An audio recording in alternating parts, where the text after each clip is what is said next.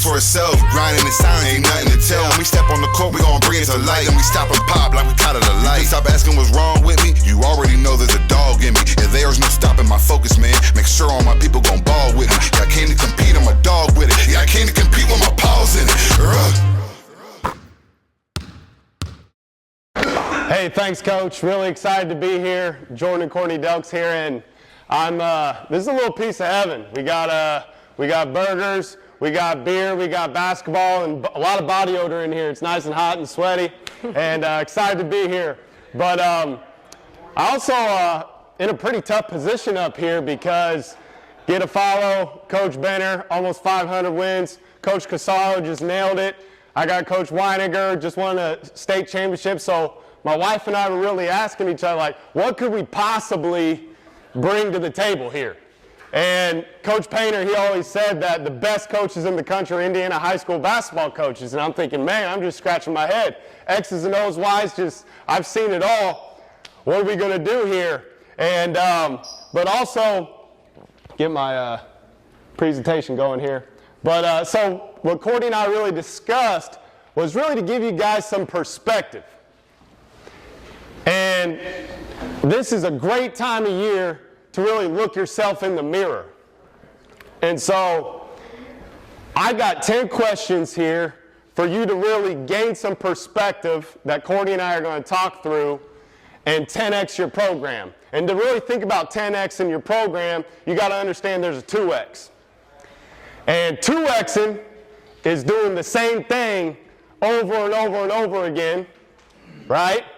Getting the same result. Maybe you double your energy, maybe you double your effort, but at the end of the year, you're exhausted and it can't be replicated. But 10xing is actually easier than 2xing. 10xing is a shift, subtle shift in identity, subtle shift in your mindset, subtle shift in the way you do things that can make a world of difference for your program.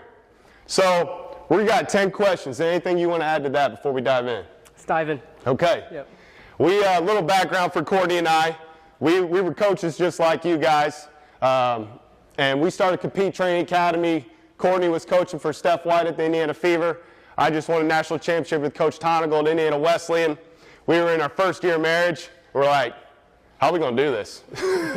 Are we going to stay married? Are we going to stay coaching? So we felt God call us to start our own training facility. My wife was driving our 1-year-old Grayson around trying to get him to sleep in the countryside of Grant County, Indiana. Found a dairy barn, invested our entire life savings in it. Come visit us anytime. It's as Hoosiers as it gets. And we started from scratch, from the ground up in 2015. Now we have 5 locations around Indiana, 15 trainers, and we'd love to see you and your players. But I just want to hop right into it to give you some perspective here. 10 questions. And number one, I'm getting right to it here. What's your blockage? Okay? We all got blockages. Just like all of us got armpits and they stink, all right? We all got blockages and they stink and we hate dealing with them. Now, blockages exist for programs, they exist for coaches, and they exist for players. So, for example here, you can see this is our dairy farm here that we bought, all right? And this is a little story about my childhood. The funny thing is your subconscious, which runs 95% of your life, is formed between the ages of 5 and 8 years old. This is going to help you deal with a lot of players when you understand that, all right? So in my 5 to 8-year-old subconscious, I'm standing in the McDonald's line with my dad.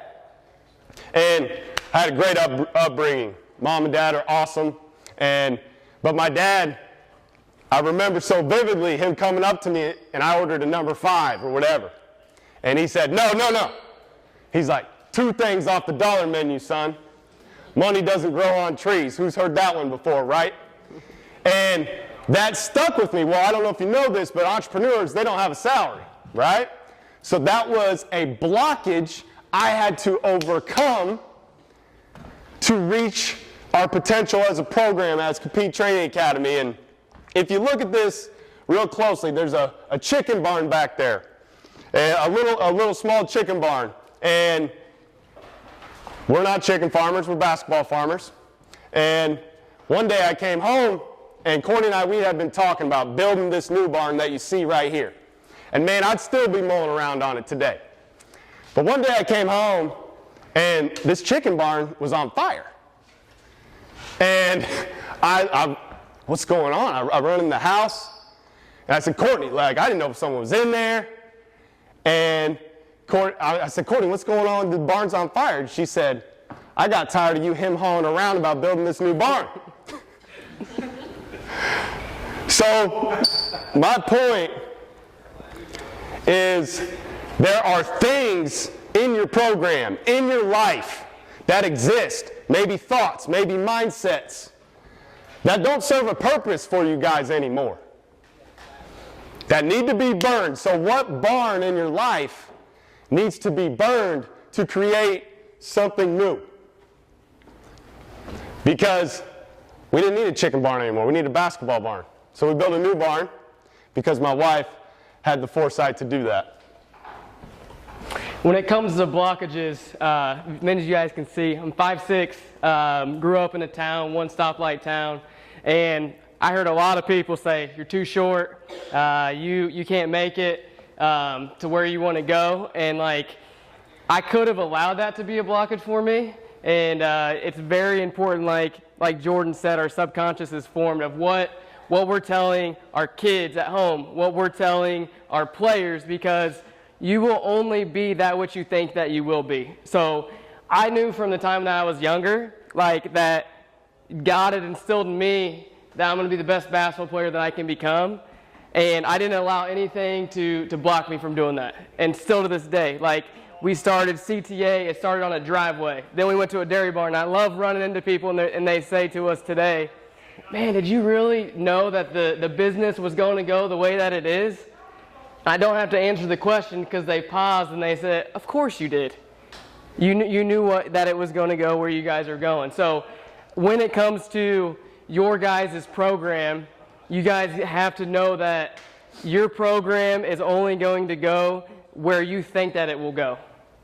So you have to know where you're going, and you have to not let anybody block a dream that you have inside of your heart, because it's there for a reason.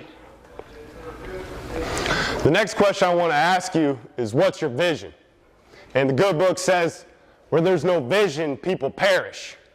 And this summer, I went out to train my guy Mason Gillis, who's now at Duke University, and there's one word in their locker room, and that's vision. And I actually was anticipating Duke's locker room to be all the bells and whistles. It's nice, don't get me wrong. But it's basically a white wall with one word, vision. It's super clear.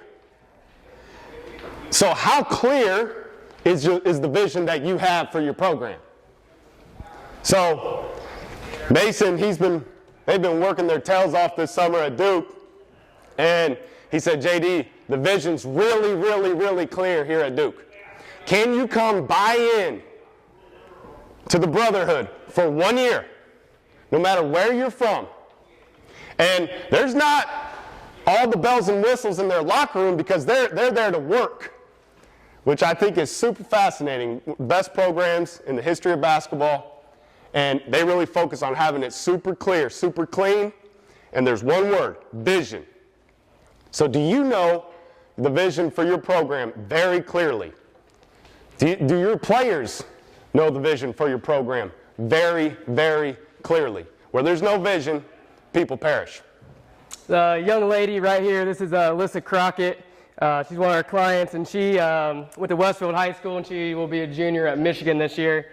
And this past February, Purdue was playing up in Ann Arbor. The guys, we were up there staying the night. And so I reached out to Alyssa and said, hey, let's get together. You pick your favorite coffee shop. Let's go get breakfast. We met at like 8 a.m. at the Strahan Cafe in Ann Arbor. And Alyssa Crockett sat across from me, Indiana All-Star, playing in the Big Ten, not getting a ton of minutes. And she looked like she just had been up for like a week straight. She looked like her dog had just died. Her boyfriend just broke up with her. Like, she was at rock bottom. And she didn't have a vision for where she wanted to go. I said, Alyssa, just talk to me. what's going on? How's school going? How's basketball going? And she was like, I don't really feel anything. I'm just showing up every day. I'm doing what coach wants me to do, but I don't feel like I'm living. I feel like I'm just existing. And so I started asking her some questions about where she wanted to go as a person. I said, forget anything to do with Michigan, forget anything to do with school, where you want to go. She was contemplating, like, do I even want to be here? Do I want to stay here? I said, where are you going? And sometimes in your program, even your stud players, like, they just need somebody to come alongside them and just say, you're not alone. It's okay. Like, you got to talk. And to have somebody to come along and say, hey, let me be your windshield wipers. We're going to get the snow off the window so we can go just take a little drive and just talk, because you have got to know where you're going. And I met again with her this summer, and she was in 3 months when she started dialing in on what she wanted to do, what she wanted her time at Michigan to be like. It's been the best off season of her life. She is thriving. She's a leader on the team, and it all started with those. She had to dial in on who am I and where am I going? What am I doing for this team?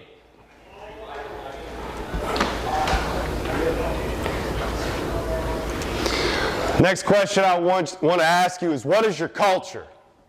What's your culture for your program? What's your culture for your practice? Now, this is something Courtney and I talk a lot about. What is the culture when someone walks in the doors of our barn? What's it like? And the picture over here on the left is me training a guy named Will Berg. He's 7'3", and he's a great story. He's been the backup for Zach Edey for 2 years, and he has had a front row seat to the 2-time National Player of the Year. But he hasn't seen the floor for a minute. And that we have this, right? Not seeing the floor, not playing, not seeing light at the end of the tunnel. But I said, hey, Will, listen, man. You literally, let's flip our perspective here. You literally have had a front row seat to the 2-time National Player of the Year. There's some that would argue that there's no better position for you to be in. My point in saying that, the culture that we talk about all the time at Compete Training Academy is providing perspective. That's what we want to do for our players. All right? A lot of coaches like you guys, they call Courtney and I the good uncle or the good aunt. We say the same thing that you do, but it's just coming from a different perspective, right? That's the culture that we want to provide. Are you super clear on the culture that you're providing for your team? Another point I want to make, in this specific workout with Will Berg, we were out in Arizona, and in a deep tournament run here last year that Purdue made. And this was like at 11 o'clock at night. And a huge pillar of our culture is we want to be available. Are you being available for your players? Are they welcome? Do they know that they can come to you with anything, at any time? Because that speaks volumes, being available. Your best ability is availability. I love instilling not only in a team culture, but what's your culture at your house? We all have one. A culture is a lifestyle. So what time we're going to bed, what time we're waking up. This is the phrases that we use a lot within our house. And also when I think about culture, I think in terms of business, and I think of CEOs, and every single one of you are CEOs of your life. And we have an acronym in Compete, and so my O is ownership within this. And so I love sitting down with people who are at rock bottom, whether it's your players or whether you're going through a time that you're thinking right now, yeah, that's kind of, I feel like I'm just existing, is you have to take ownership of your life. You have to take ownership of your program, and you have to set the culture. And ain't nobody else going to do it for you. Nobody's going to chase your dream for you. Nobody's going to come in and tell you this is the offense you should run, this is the defense, this is the way you should communicate with your program and with your players. This is how you should deal with parents. You are the CEO of your program. You're the CEO of your life. So take ownership. And this young lady right here, Ashlyn Shade, when I knew that one of the culture pillars that we were at CTA was mindset, was when Ashlyn's dad, Matt, drove her up when she was playing at Noblesville. It was before we had the new barns. We had the old dairy barn. It was freezing cold outside, middle of February. It was in February, beginning of February, and they were getting ready to start sectional. And he didn't bring her up for anything basketball. He said, I don't want you guys to touch basketball. I just want you guys to talk mindset, talk about life, talk about goal setting. And Ashlyn Shade and I sat in a freezing cold barn at the bar right there. And her and I talked for an hour just about the same exact thing here of culture. And Ashlyn, what do you want your life to be like? What do you want this upcoming tournament run to be like? You have to take ownership of your sleep, your nutrition, and we're going to get into all that stuff. But you have got to take ownership. And she had a lot of people that were saying stuff. And you guys know her story. She was just Big East freshman of the year at UConn. And she's started at UConn last year. But that was a pivotal moment for Ashlyn Shade, sitting in a cold barn in Indiana, and me asking her, like, what's the culture of your life and where you want to go as a human being?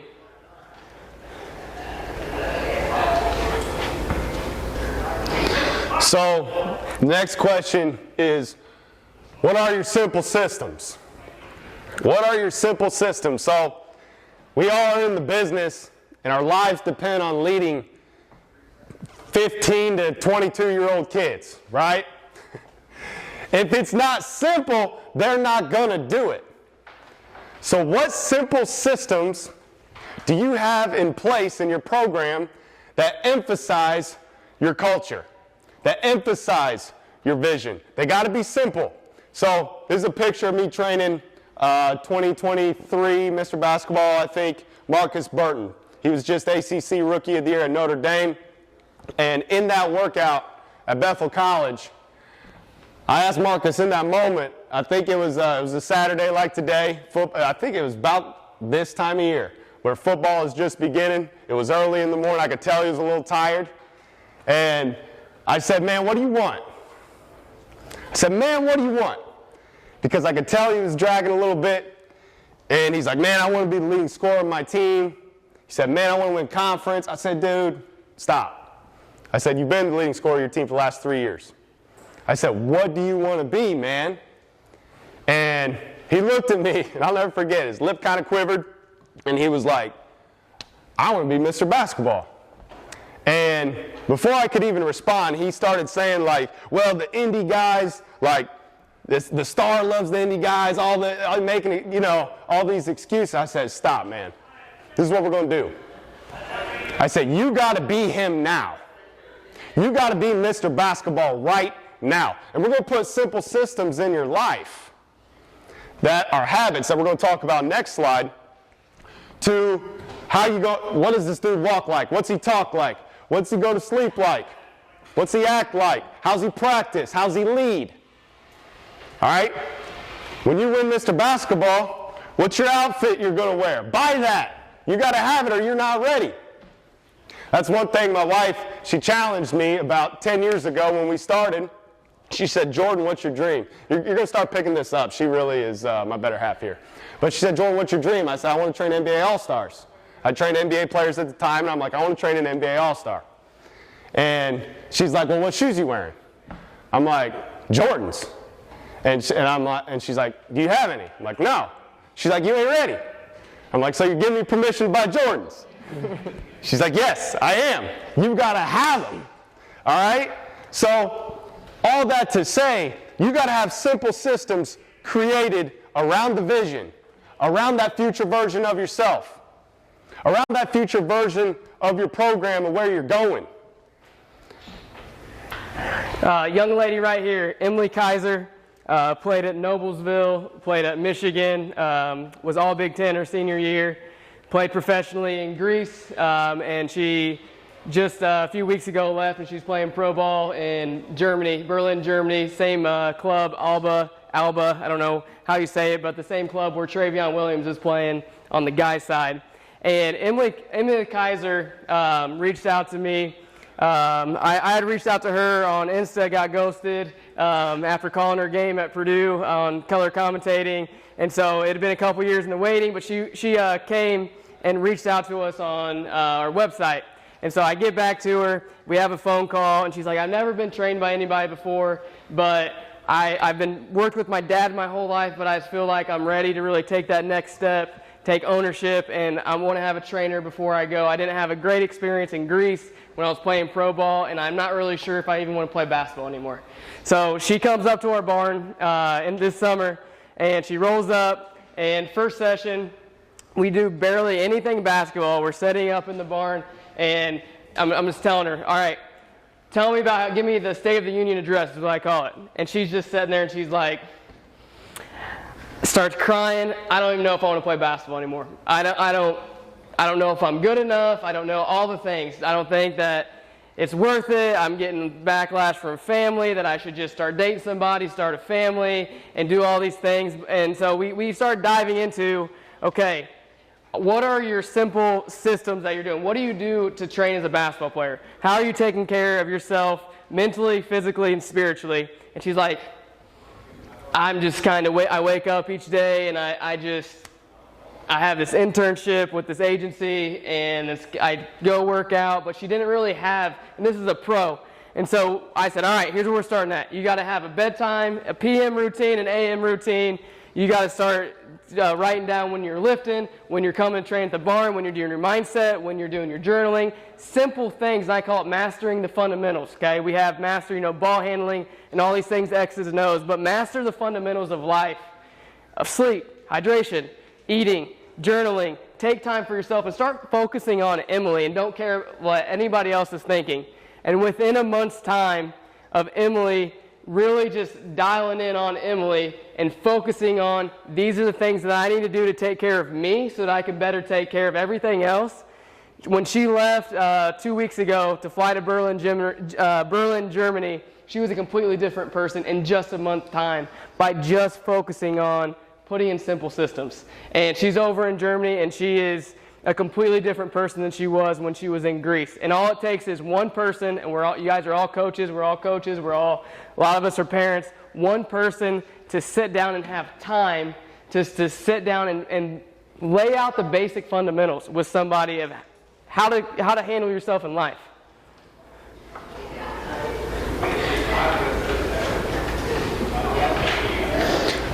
Like I said, next question is going to be, what are your habits?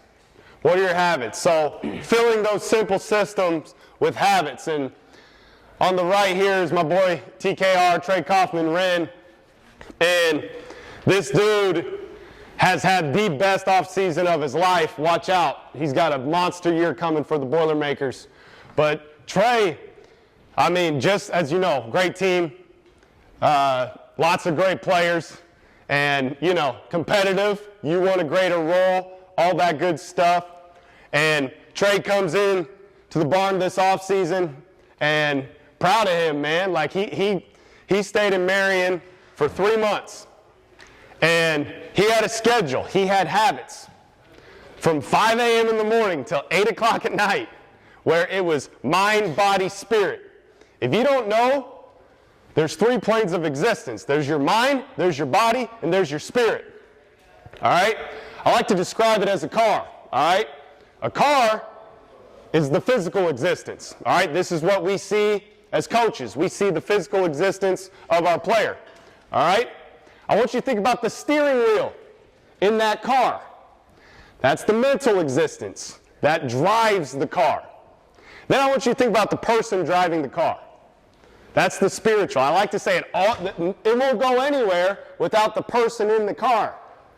So Trey has invested, and I like to say, I want you to write this down, 22 is greater than 2. 22 is greater than 2, obviously. But as coaches, as trainers, sometimes we focus on the 2 hours that we got our players every day and think that's what's going to win for us. Guys, there's 24 hours in a day. Everyone gets the same 24 hours. No one's getting more time. You don't need more time. You need more focus. You don't need more time. You need more focus. And what we did with Trey this offseason was focus his mind, body, spirit habits. And he realized, yeah, there's 2 hours I'm going to be working on the court every day, right? But what are you doing with those 20. All of us as leaders of young people know that as players, we bring everything onto the court.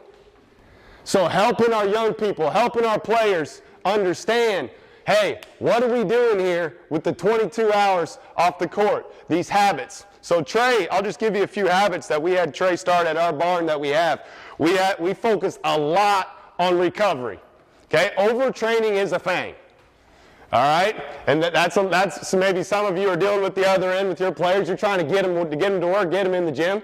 But overtraining is a thing, especially for the elite of the elite. There can be this like insecure work, right? That I'm just working to work. Where really, they need to be sleeping. They need a gallon of water. He did red light therapy at our red light therapy bed. He did, we have a cold plunge as well. Every single day, finishing with a cold plunge, recovering well. All right?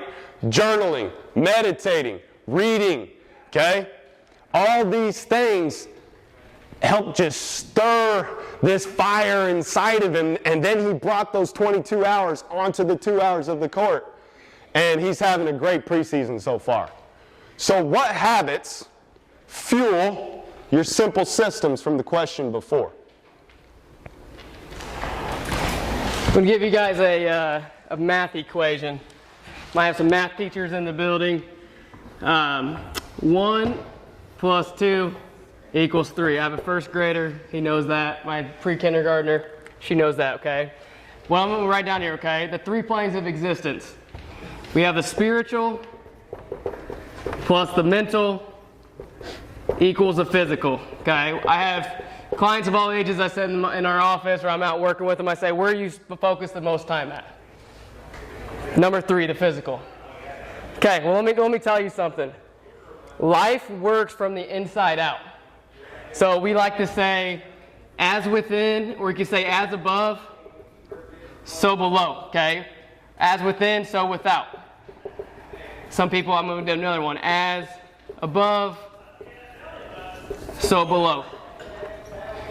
When you show somebody, when you show your players this, and they start looking at it, and they start to understand what I'm doing and spiritually take care of myself, mentally, as a coach, as a parent, as a player, anybody is going to manifest itself out into the physical. And you all can think of this. And so where I'm going to challenge you guys, I know Jordan talked a little bit about players, is what are your guys' habits? Because I know as a CEO, as a mom of a 7 and a 4-year-old, I can remember back to times where I wasn't sleeping, hardly like maybe an hour and a half, okay? When I'm not taking care of myself, I'm not at my best. And I know it's hard. Jordan talked earlier about how it's easier to go 10x than 2x, but sometimes we want to stay at that 2x. Saying 2x is I'm staying up till 2 or 3 in the morning and I'm getting all my stuff done because I feel like I got to do that. And then I'm being insufficient during the day because I don't have the right energy. My hormones are off. Now I'm eating something at 3 o'clock in the afternoon I shouldn't eat, and it's just a spiral. So my challenge for you guys, it's we got 4 months almost left in the year, is dial in, I call it the fourth quarter. Fourth quarter coming up at the end of the year. Finish out 2024 when people start really coasting through and they're like, yeah, we got this set up, I'm doing pretty good, and then here comes Halloween, here comes hunting season, here comes basketball season, here comes Thanksgiving and Christmas and New Year's parties and all the things where it's easy to slide. Everybody in this room elevate up. So that when as you guys get into those things, have the habits in place, know your culture, know what you're going to own. So then you can go into 2025, you go into the second half, you go ahead into your season, the second half and conference time, and you guys are feeling $1 million, and I guarantee that it's going to trickle down through your families, it's going to trickle down through your program. So 1 plus 2 equals 3. As within, so without, you can say as above, so below. And when there's also something some of you guys may know this, the thought cycle, okay? I know we're talking about mindset.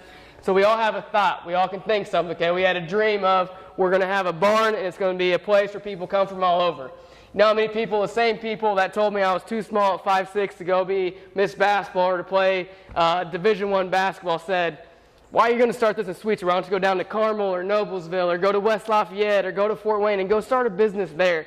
They didn't think it was going to go. And we had the thought. I knew in my mind, no, we're going to start it right here because some people want to get away from the hustle and bustle. They want to get where the only traffic jam is going to be a semi or a tractor, and they want to go somewhere where they can just be peaceful and focus on their spiritual mental. So we have a thought. A thought becomes an emotion, which is just energy in motion, okay? An emotion, and their connection here, thoughts, brain, your emotions, this is our heart, okay? Then we act upon it, then we get a result, and this thing just keeps tricking, okay? And you guys can fill anything in here that you guys want. Thought, emotion, action, result. So you have to have the connection between these two right here, okay? I can stand up here and tell you guys, man, Direction of the 5 people that you spend the most time around. Okay? So I was doing mindset training with a very successful salesman. And he actually wasn't being so successful. And I started asking him questions. And he was like, man, like these people next to me, they're just super negative all day long. And energy is transferred. Like I'm talking like the energy that we have. Okay? So like when you're around, this is why your players, when you walk into a room, you don't have to say nothing. And they know you're honked off or they know that you're proud of them. All right? All right, energy's transferred. So this particular salesman, he was around some really low energy, low vibration, negative people. And his sales were here. And I said, dude, you got to avoid that like the plague. I said, we got to move our office. We got to find a new spot. And he ended up moving his spot, and he rose to be the top salesman in the company. All from just shifting that center of influence. Not the 5 people that you like the most, the 5 people that you spend the most time around. Get that point. Make sure you understand that. And I was explaining that to Braden Smith, Indiana Mr. Basketball. He's had 2 great years at Purdue in this situation right here. All right? This workout specifically was over Christmas break, right? I believe this was his freshman year. You know, freshman, Christmas break. You know, it's college season's longer than high school season, and he's just feeling that man, it's a grind right now. I said, buddy, we're going to light your passion on fire. I said, 5 people. Who's your 5 people that you got to be around that are positive influences in your life? And we listed those 5 people, right? I want you guys to do this for yourself. I want you guys to do this for your players. The 5 people you surround yourself with the most, that is the direction your life is going. You want to ignite your passion? Really dial in the COI. Some of you, you're like, cool, I'm good. Some of you, if you're like me, every once in a while, I'm like, man, I need to shift a little bit. What is your passion? Within your programs,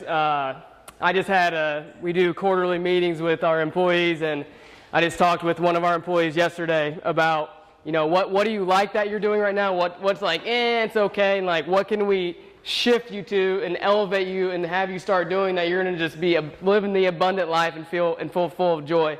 And so she told me, all right, these are the things I like doing. This is okay, but it's not really what I'm really passionate about right now. And this is what I really love to do, and this is what I want to elevate to. So within your programs, within your team, do you have the right people in the right seats? Are people living out their passion? And yeah, there's some things we got to do. They got to get done. We got to have somebody to do it. But it makes the energy of a culture, it makes the energy within your homes. Are the people doing what they're passionate about? It's very simple. And the only way that you know is if you ask them. So you have to be intentional, ask intentional questions, have check-ins, have accountability set up, and watch your programs elevate by having people on your staff, within your team that are passionate about what they're doing.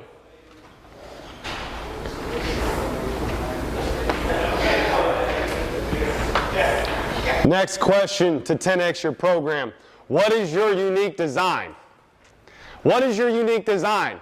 Like, you look at all the national championship winners, you look like all the state title winners, there's more than one way to skin a cat. All right? But what fits you? Don't look at your neighbor. Don't look at the program next to you. Don't try to be somebody else. What is your unique design that you coach, that you lead well? And it's always great, man, there ain't no secrets in basketball, right? That everything's stolen. Just like everything Courtney and I are telling you guys up here, we stole from somebody else. All right? But what is your unique design as a person, as a coach, as a leader, helping your players to understand what is their gift to the team? What is their talent that they bring to the team and buying into their role? That's their unique design. I remember being in this workout right here with Braden Shrewsbury, elite shooter. Elite shooter. This was in South Bend St. Joe High School, and I told him, I said, man, you got a gift, man. You have an absolute gift of shooting the basketball. What's your gift? What's your unique design? Operate in it. This young lady right here, Whitney Jennings, played at Logan Sport, 2014 Miss Basketball, I believe. This is in our old dairy barn. You can see there's painter's tape on the floors that we put down for the three-point lines. They're a little jagged, different places.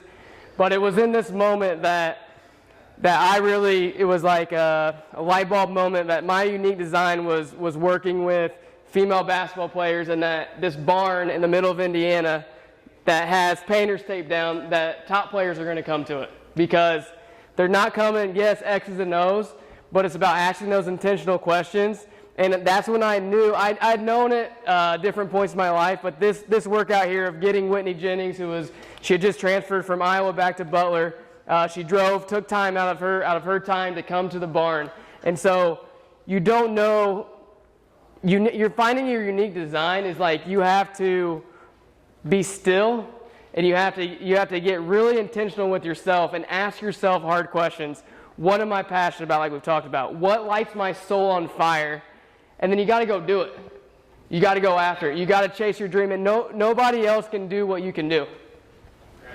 And so however that fits within your life, within your program, within your family, commit to being the owner, the CEO of your life, and live out your unique design because the world needs more of it.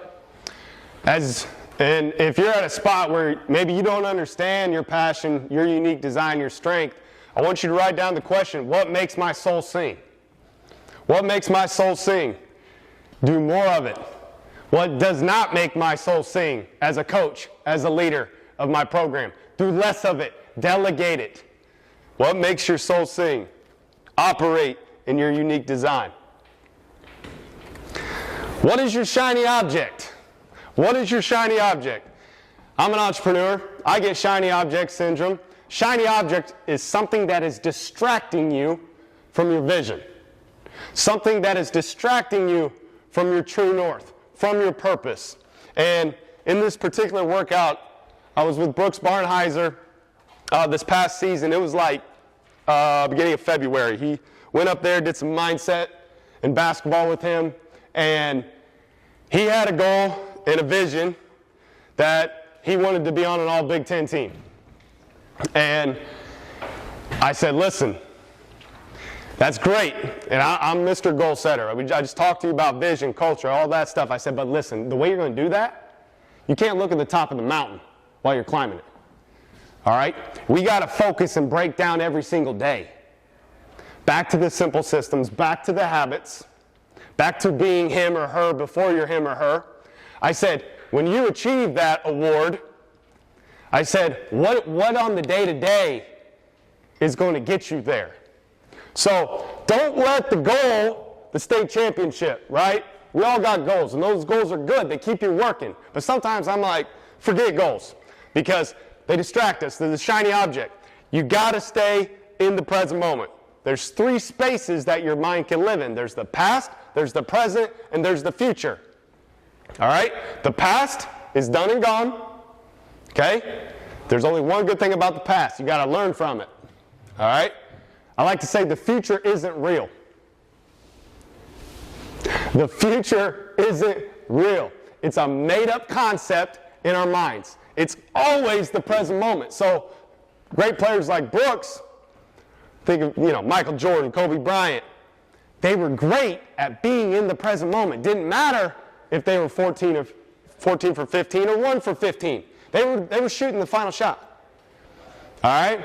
So is there a shiny object that's preventing you as a leader, as a coach of your program from maximizing what you can do in the present moment on the day-to-day?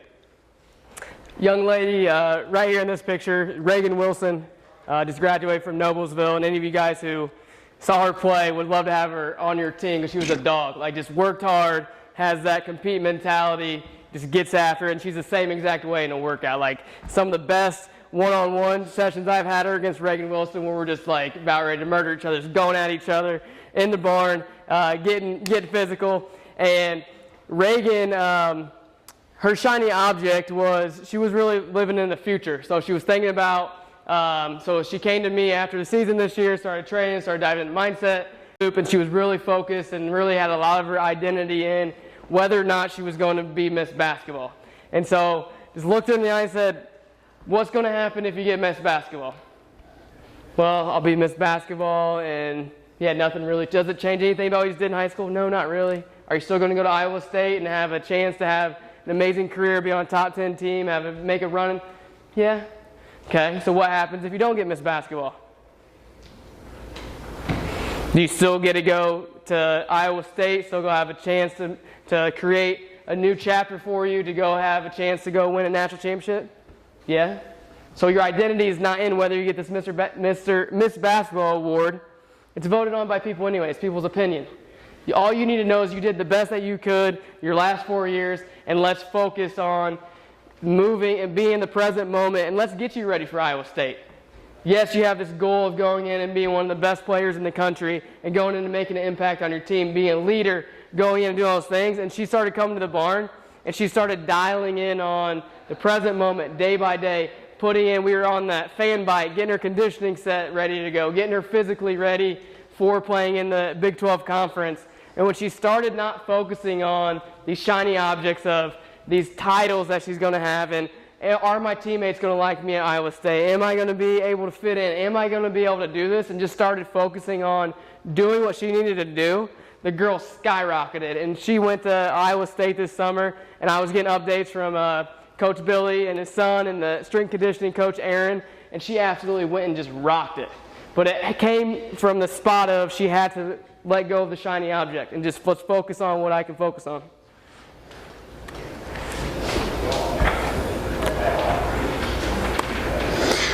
What is your opportunity? What is your opportunity? Opportunity is many times disguised as adversity or misfortune. Opportunity is many times disguised as adversity or misfortune. I want to tell you a story of Reed Travis. Reed Travis played for Stanford and the University of Kentucky. He was playing for the Pacers organization at this time, brought me in, and this was a pivotal point in his season, and he actually ended up getting released just a few days after working with him. But back to what's your vision, back to what's your culture, and Courtney and I like to pride ourselves. We're a little different trainers, and this was the first time I ever trained him, and I'm talking past, present, future. I'm talking, your inner child and all this mindset stuff, and he's like, I never know how players are going to react. And he was like, man, this is exactly what I needed to hear. And we started talking about his true north, his purpose. And a couple days later, he got cut. But we identified his true north, his purpose. A few days later, team in Japan signs him for an unbelievable contract. And he calls me. He's like, JD, you're never going to believe it. I said, listen, many times opportunity is disguised as misfortune and adversity. We're all going, everybody's got a story. Every coach has got a story. What's the opportunity that you have right in front of you? You can't let misfortune and adversity deter you from your purpose. This workout right here was up in an amazing gym up in South Bend, Indiana.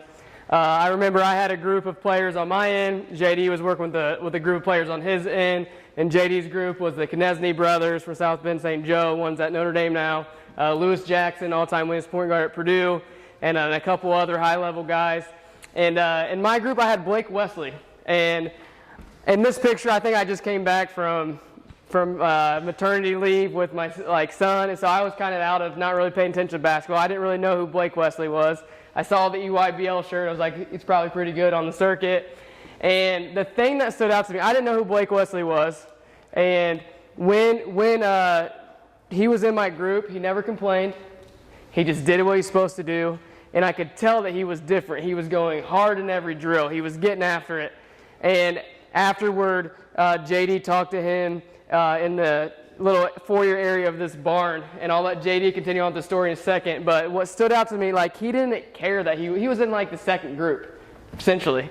JD had the top group. He was with the second group with some younger kids, but it didn't take away his vision and the opportunity he knew to come in there to learn, to get better. And before he went to Notre Dame, this was right before that, and I'll let JD finish with the conversation he had with Blake. I like to ask players, what do you want? What do you want out of this game? And it's funny. It's funny the ones that give you answers, like Blake Wesley. And Blake Wesley, and this was, I'd have to look back at Blake's recruiting and his rankings and all that stuff that people vote on and, you know, put into the internet. But Blake said, I'm going to be a one and done. He said, I'm going to be a one and done. That's exactly what he did. Back to Courtney's point a couple slides ago, you will always only be that what you believe you are. Next question to 10x your life. What is your BSAG? B-S-A-G. Big, scary, audacious goal. What's your BSAG? I'm telling you right now, if you can see how it's going to work out and that you can control how to get there, it's too small. It's too small. You have to, like a Blake Wesley. He was not a 5-star, but he said, I'm going to be a one and done, and I'm going to the league. In this particular workout, I was with Chase Aldige. He was Big Ten Defensive Player of the Year at Northwestern, and he played in the NBA G League. Know his agent really well, Philip. He's a great guy. And Chase, I'll never forget, we were working on the court at Stony Brook University, but then we did a lot of mindset back in the conference room in the hotel. And I said, man, what's your BSAG? What's your big, scary, audacious goal? And he said, I want to be the greatest player of all time. Whew. Gave me chills. I said, dude, let nobody stop you from doing that. And he got to share some of his story. He grew up, humble beginnings in New York. He said he ate hot dogs, boiled hot dogs, for weeks on end. But you know what he told me? This brings tears to my eyes. He said, I had a home full of love, and that's what filled me. He said, I'm getting goosebumps sharing that right now. He said, that's what helped me achieve everything I've achieved, because I got a home full of love. And you know what? He's had leaders in his life that have helped him see big, scary, audacious goals are possible. And you watch out for Chase Aldige. What is your big, scary, audacious goal? If you can see how it's going to work out, it's too small.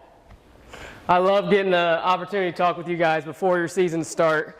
I had a program that brought me into their program, like before their sectional started. I knew on the backside they had some internal conflict between star players, egos meshing. Was kind of brought in as like the saving grace to try to, so like I'm talking through them through mindset.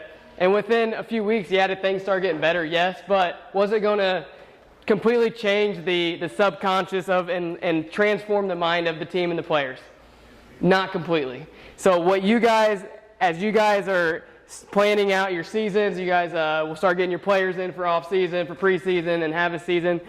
Ask your team this question, like what's the big, scary, audacious goal? And ask yourself that question, because if you can start training your subconscious and rewiring your brain to start thinking, feeling, and acting, you guys start acting like that, it'll be amazing when you guys get to March, when you guys get to the end of February, where your team has gone, because your thoughts become reality. And you guys can start training those things. So what's your BSAG for yourself? And I want you guys to ask your team that and make them dream big. Like, don't put a cap on it. And start acting, because even if, like, let's say that your team says we want to be state champs, but you know in your mind, yeah, we probably don't have the talent this year. If your team starts feeling and acting like that, do you think your season's going to be better than if you guys didn't even have that goal? So dream big. Have your players start thinking, feeling, and acting like whatever that BSAG is. Courtney's going to punch me for this later, but I'm going to put her on the spot here because this is a picture of her when she won Indiana Miss Basketball. She hates talking about herself, so I'm going to make her do it though. When did you know that you're going to be Indiana Miss Basketball? 7th grade. Why?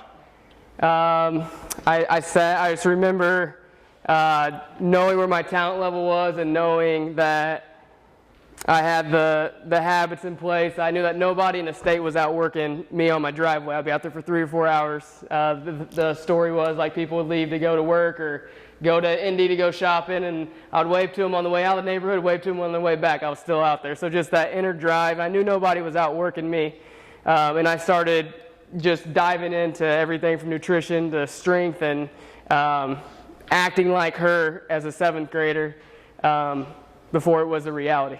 Thanks. Don't punch me later. It's all right. Any questions about mindset or the 10 questions that will 10x your program? Remember, 10x is easier than 2x. What subtle shift do you need to make? 2x, you know how to 2x. You know how to do it. You know the formula that you did last year? Let's just double our energy. Let's just double our output. Well, you're going to wind up exhausted at the end of the season. All right? I got to coach for Greg Tonigal at Indiana Wesleyan. Never forget, when I showed up, recently placed I Am Third program, where and Fearless, and before that, they were Elite 8, Elite 8, Elite 8, Elite 8. Made a shift in mindset of Fearless and I Am Third. They've had 3 national championships since then. What shift do you need to make to 10x your program? It's actually easier than 2x.